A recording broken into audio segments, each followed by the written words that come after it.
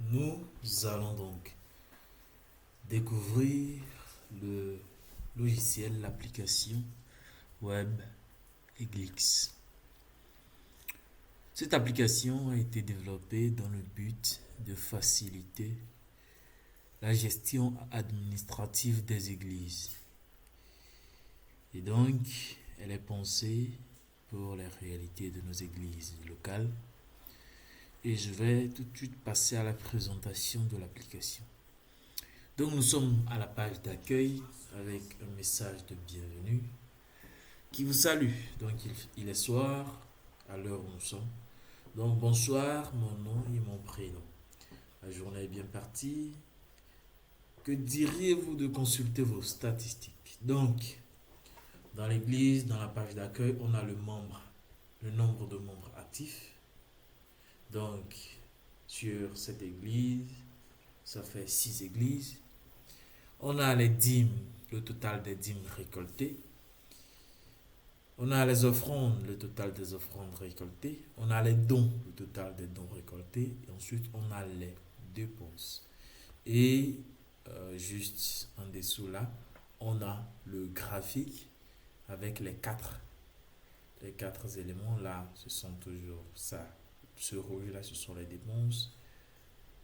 Le vert, ce sont les offrandes. Ce violet là, ce sont les dons. Et ce rouge, dépenses déjà. Et ce gris, ce sont les dîmes. Donc, ensuite, on a la section des membres. La section des membres pour euh, tout ce qui concerne les membres de votre église. Donc, le total des membres sont à 6. Le total des membres actifs à 6. Le total des enfants à 6. Bon, lors de l'enregistrement des membres, j'ai relativement choisi les membres. Enfin, la date de naissance des membres était relativement proche, donc c'est pour cela qu'ils ont été classés parmi les enfants. Et tous ceux que j'ai inscrits dans cette église sont des hommes. Donc le total des membres masculins sont à 6. Donc ensuite on a la section des invités. Donc lorsque vous avez un invité dans votre église, alors il faut l'enregistrer pour le suivre efficacement après. Donc c'est là que vous enregistrez un nouvel invité, oui. Et ici, vous pouvez voir tous les invités qui ont été enregistrés. Et là, vous avez les invités, les membres de votre église qui sont listés là. Et si vous voulez enregistrer la dîme d'un membre, vous cliquez simplement sur ajouter dîme ici et vous ajoutez la dîme. Donc, on a la section des dîmes maintenant ici. Donc, la section des dîmes, c'est avec le graphique des dîmes. Si vous voulez rechercher un membre, vous recherchez ici. Si vous voulez filtrer, vous filtrez là. Le total des dîmes ici. Si vous voulez ajouter une nouvelle dîme, vous cliquez sur ajouter dîme ici. Vous sélectionnez le membre, le montant de paiement et vous enregistrez. Ensuite, on a les offrandes. Les offrandes, on a d'abord les types d'offrandes parce qu'à l'église, généralement, on a plusieurs offrandes. Donc là, vous créez les types d'offrandes. Là, vous ajoutez l'offrande du dimanche ou du samedi en fonction des églises, ou du mercredi ou du vendredi selon les jours. Et là, tout, vous avez toutes les offrandes qui ont été enregistrées. Ensuite, on a les dons. Les dons, c'est tout ce qui a été offert par un membre, par une organisation à l'église. Donc, il faut enregistrer tout ça. Il faut garder les traces. Ensuite, on a l'abonnement. Ici, il faut payer un abonnement euh, pour utiliser l'application. Là, c'est la section de l'abonnement. Ensuite, on a la section des dépenses. Donc, les dépenses, c'est là. Lorsque vous faites une dépense, alors vous enregistrez la dépense. Donc, pour la construction de la salle des enfants, par exemple, vous avez dépensé 540 000. Vous enregistrez. Un jour, si vous avez besoin de ces informations, vous savez où les trouver. Donc, on a également la section des projets où vous enregistrez tout ce qui concerne les projets. Donc, par exemple, ici, il y avait enregistré le projet de la construction de la salle des enfants. Donc, vous avez ce projet. Si vous avez effectué une activité concernant ce projet, vous cliquez sur activité. Si vous ajoutez l'activité liée à ce projet, si vous voulez modifier une information, vous la modifiez. Et si vous voulez la supprimer, c'est là. Si vous voulez rechercher, c'est là. Ensuite, on a le journal de l'église. Le journal de l'église, c'est pour enregistrer tout ce qui est information concernant l'église. Y a-t-il eu un mariage? Vous enregistrez. Une naissance? Vous enregistrez. Un accident? Vous enregistrez. Un décès? Vous enregistrez. Y a-t-il eu un culte particulier? Vous enregistrez. Tout est enregistré dans la section de journal, là. Donc, c'est dans le but de, à la fin de l'année, par exemple, pouvoir lister tous les événements marquants de l'église. Donc, ensuite, on a la section des documents.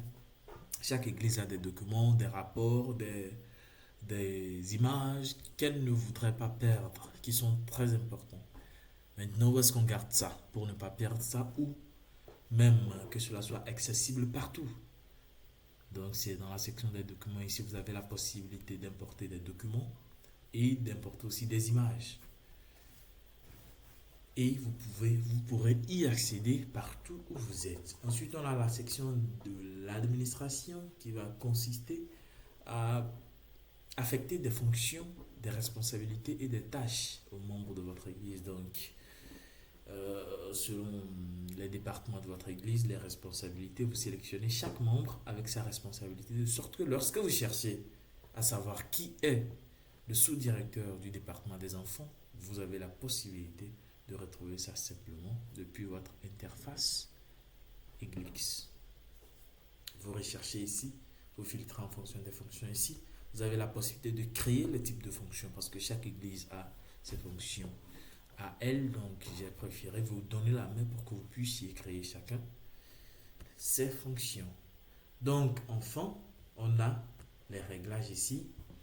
Ici, c'est principalement pour les informations de l'église, les comptes associés à l'église. Donc, si le pasteur est le créateur de l'application, par exemple, les diacres doivent pouvoir avoir accès à l'application, la trésorière doit pouvoir avoir accès à l'application pour ajouter les dîmes, les offrandes, les dépenses, tout ça.